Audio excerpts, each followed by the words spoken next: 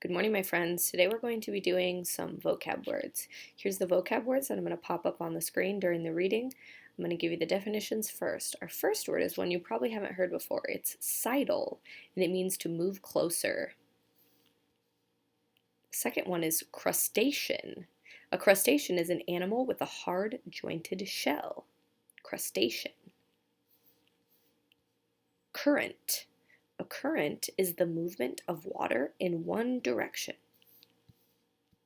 Curious. Curious is wanting to know and learn more. And the last one is jet. We know about jet as a noun, but in this case they're using it as a verb, to shoot forward with great force. Look for those words popping up on your screen during the story to help you understand better what the story is about. The Mermaid by Jan Brett.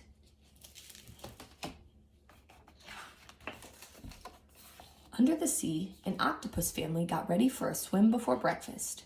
"Time to put on your new hat, baby," said Akka-san. Baby did not like the floppy new hat. The hat was not happy either.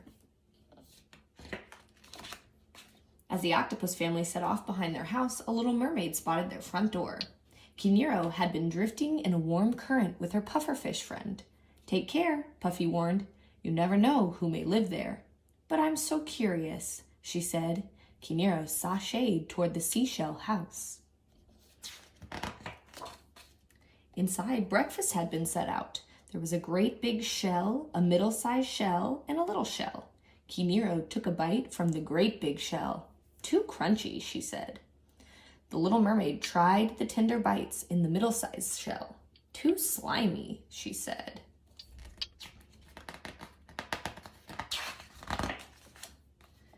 Puffy could guess what was coming next.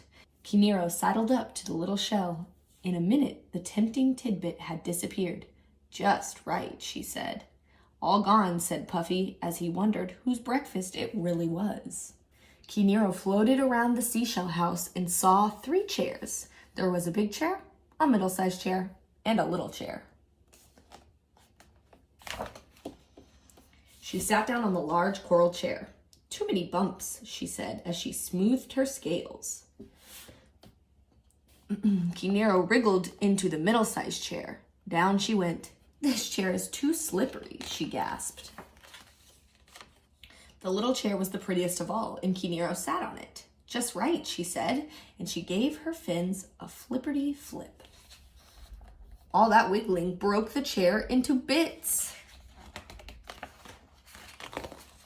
Kiniro was sorry about the pretty chair, but not for long, because in the next room she spotted 3 beds. She and Puffy had been swimming for hours and were ready for a nap. She swam over and settled in. "What sweet dreams we'll have," she told her friend. "But someone has been eating in that bed, and there were smashed shells and crab claws all around. This bed is too messy." She flopped down on the middle-sized bed. "This bed is too squishy," she complained. As Kiniro patted her tiara, she spied the last small bed. It rocked like a cradle in the tide. She set her head down on a pillow star and fell sound asleep. Soon the octopus family returned over the sandy shoals. Right away, Oto-san saw his breakfast shell overturned. "Someone has been crunching on my crustaceans," he said, turning pink. Akka-san huffed. "My breakfast has been splashed." She turned pinkish too. Baby looked around for her breakfast, but all she saw was the upside-down shell. "Someone has been eating my breakfast, and there is nothing left for me," she cried. Oto-san saw that his coral chair looked different. "Someone has been sitting on my chair," he announced, now even redder. Akka-san went from pink to red when she saw her chair. "Who has been squashing my chair and scattering my teacups?" she said. Baby saw her beautiful chair all in pieces. The hermit crabs were taking it. "My chair is going, gone," she cried. Sensing something else was amiss, Oto-san squeezed into the bedroom. "Someone has been sleeping in my bed." He blasted ocean water and kicked up the star-shaped sand. Puffy felt the ripples as Akka-san jetted toward her bed. The soft seaweed she liked to drowse in was tangled and torn. "Someone has been sleeping in my bed," she said.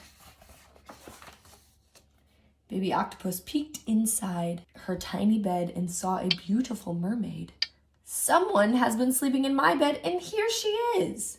The little mermaid opened her eyes. The adorable baby's eyes were soft and sweet. Her skin was shell pink, her graceful arms danced, but she was wearing the oddest hat the little mermaid had ever seen. Kiniro, who didn't like to see anyone unhappy, gasped. "That will not do." She thought about her tiara and had an idea. Just then, all 3 octopuses reached for Kiniro with their 24 arms. Puffy was ready. He puffed with all his might. Puffa, puffa, pokety poke, stickety stick. His sharp prickles did not let the octopuses near the little mermaid. Kiniro had just enough time to leave her gift before she darted away. Kiniro, Puffy, and their new friend Eagle Ray swam away from the seashell house. They couldn't stop smiling about Baby Octopus's crowning gift. She looked radiant in her beautiful new tiara.